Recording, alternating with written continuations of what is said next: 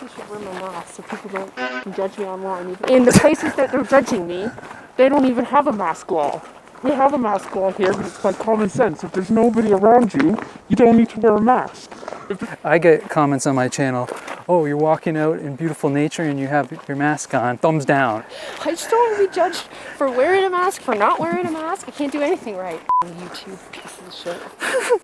We were all set for a 40-day motorcycle trip across the country. We woke up ready to go, but the news was reporting that some of our stops had closed down. We decided that we'd still go, but we'd do a shorter version of our trip. We hit the road, but only an hour into our ride, we got our message from our first guest house. One of their family members had died of coronavirus, and they had to cancel our reservation. So we made the decision to turn around and head home. But we weren't ready to completely give up. We've decided to do mini trips around Ecuador. Despite the dangers, despite the regulations, this is Ecuador in the time of coronavirus.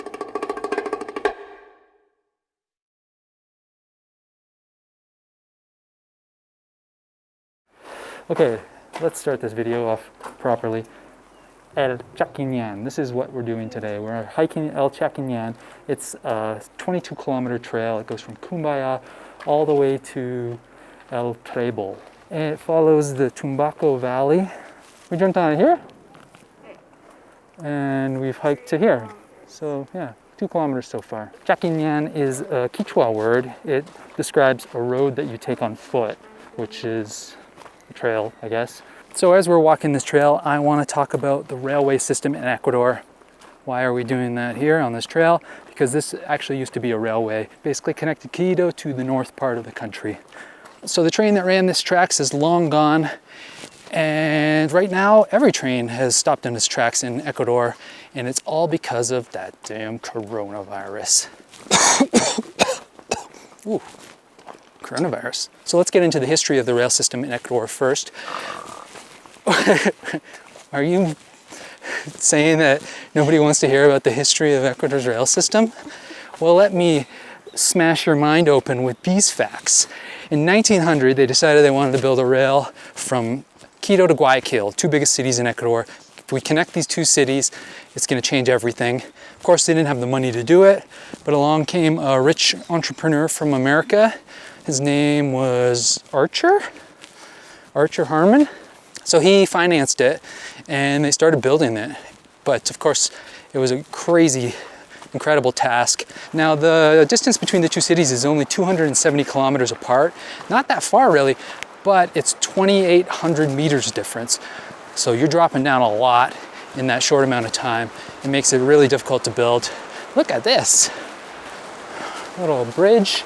So we're right in the canyon now. I wonder if there's fishies in this river.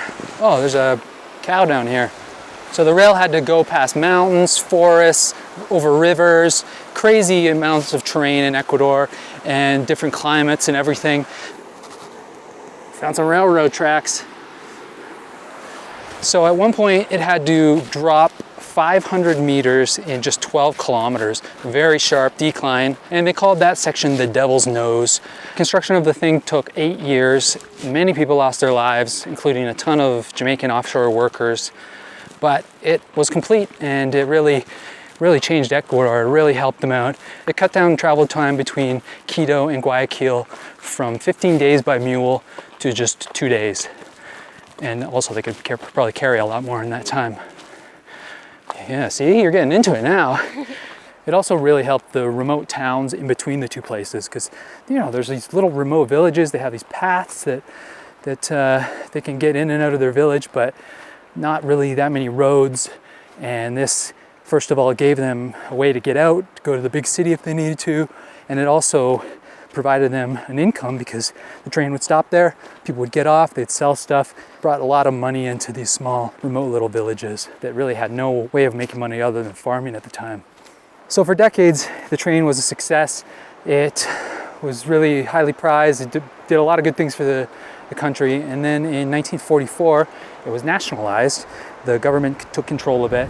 And of course, that screwed everything up because governments are really inefficient at controlling things. The government doubled the employees and trains started being reported delayed, and there was actually corruption as well. Some people would put their goods on the train It would arrive and then half the stuff would be missing, stuff like that. But around that time, roads were getting better. Big, large transport trucks, they came into existence, and people decided they were going to use those, private companies, instead of the train. It was cheaper, you could trust them, and they actually delivered the goods straight to the door, not just to the train station. So it became more popular, and it kind of is still like that now, I guess. Boop. So by the 90s, the train was in a state of disrepair. Nobody was using it. No money was going into it. They closed down a ton of tracks, including this one right here. And yeah, it was almost the death of the train right there. But then tourism picked up. Tourism really helped out the train. In 2008, they put a bunch more money into it. And there were popular routes like going from Quito to Cotopaxi. And the Devil's Nose was a huge tourist attraction that you wouldn't want to miss.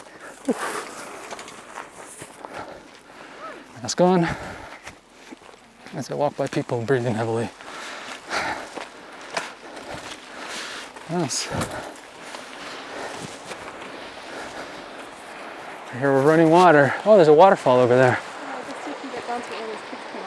Oh, wow. So a little side note, the Devil's Nose, they used to let you ride on top of the train.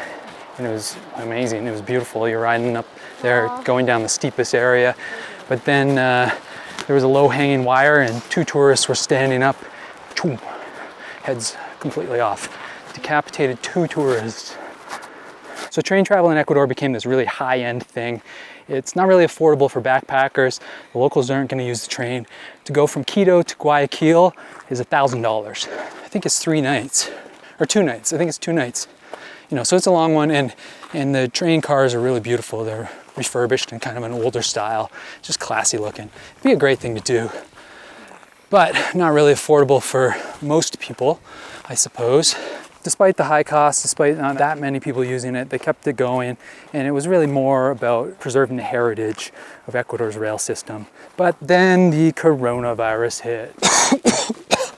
Tourism completely stopped. Oil prices shot down. Ecuador was in and is in major trouble. You know, oil is their biggest export. They're losing tons of money now because of that. Tourism's also big. That's done. Shrimp. Got banned from China. China doesn't want their shrimp anymore. To save money, Ecuador had to shut down a lot of government things. They shut down newspapers, television stations, and they decided that the rail system had to go. The ferrocarriles.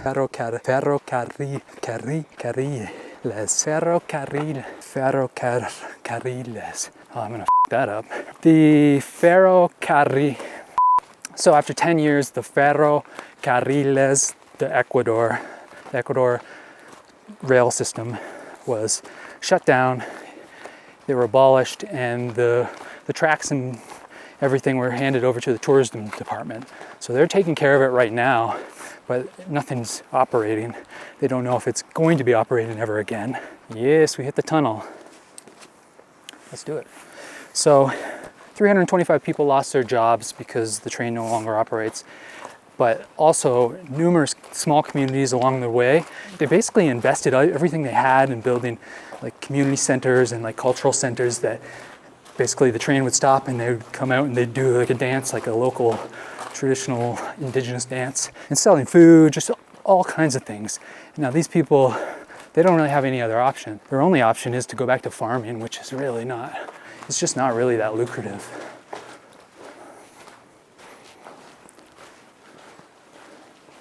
This is a little scary.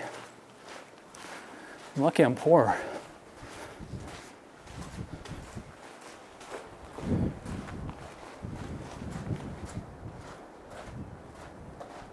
However, the train has been deemed by the state as a cultural heritage site. It's kind of being protected in a way. It's also on the list, the tentative list for UNESCO, so it could become a UNESCO World Heritage Site as well, which I think would help it a lot. But right now, we don't really know what's going to happen with it, which is a huge shame because I really wanted to do that Devil's Nose. It's supposed to be amazing.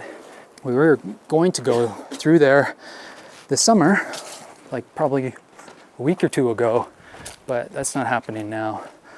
It's not open, and we can't really get down there.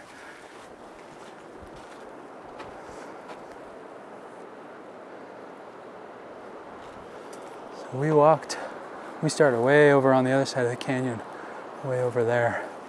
So basically we go across the canyon and then come. It might be better to walk back because to drive from Puembo, you have to go all the way around. It's yeah, and I mean we can turn around at any time now. I'm feeling pretty good. Yeah. You're always being goofy. Are you a goof? Prefer when I'm by myself. I don't wanna hang around y'all. Pray for good health. One day I'm gonna go more. Fuck around and buy the whole mall. Breaking that cake. Flexing 700 in the bank. Not a superhero, I don't save. Look at my face. Look at my grades. Don't match up, no love. Look at that.